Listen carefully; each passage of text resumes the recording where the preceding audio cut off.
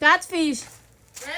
As a Lagos brought up, I knew I was going to stay in this my recent environment for a very long time because I can easily make food from the comfort of my bedroom. I feed Maya, my cat, egg every other day, but recently he has been turning down eggs, so I knew I had to look for alternative. Mama, mama. Maya, come and have your fish, okay?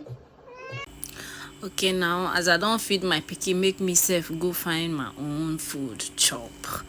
Yes, so but first of all,